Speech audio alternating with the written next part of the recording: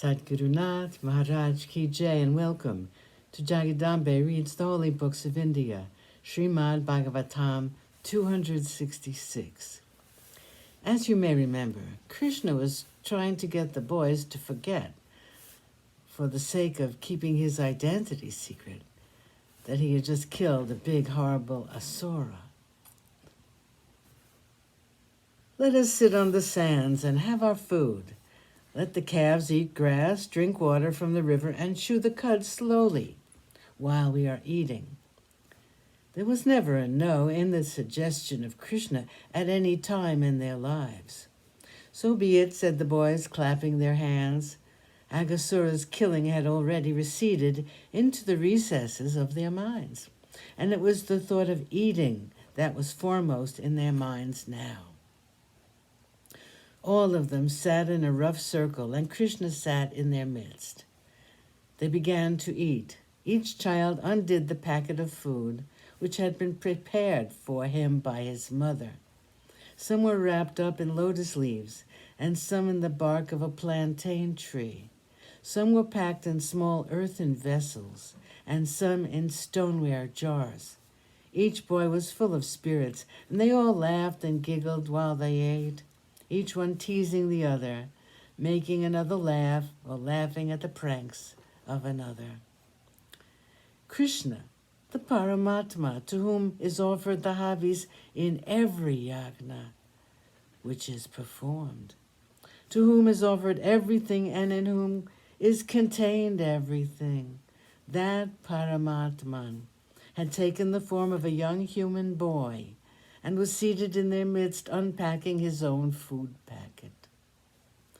Great indeed was the good fortune of those in Gokul who had this Krishna all to themselves for so many years, during the best years of his life. Krishna stuck his flute in the tiny fold between his waistband and his yellow silk, which he was wearing. He placed the bamboo stick with which he was supposed to drive the calves under his arm. He then sat at the center of the group of boys, and they were all looking at him and laughing at the 1,000 jokes which seemed to be pouring out of his mouth.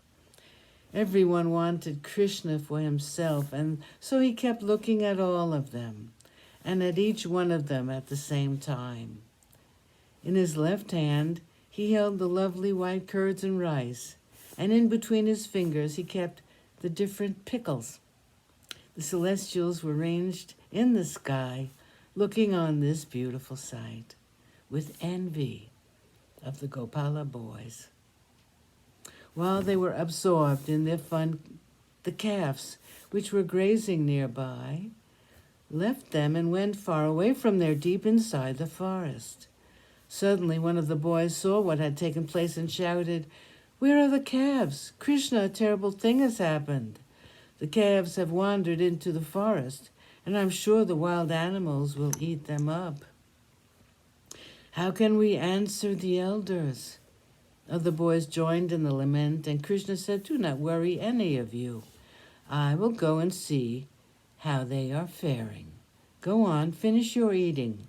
I will bring the calves back." The boys said, "That's right. We don't have anything to worry about, so long as Krishna is there to take care of us and our worries." Krishna smiled at them and went into the forest. With the left hand holding the rice and curds, Krishna wandered all over the hill and into the caves and along the slopes of Govardhana, and still he could not find the calves. When he found his search for the calves was fruitless, Krishna came back to the banks of the Yamuna where he had left his playmates. He found the place empty, and he looked all around and could not find any of them. He thought for a moment and realized what had happened.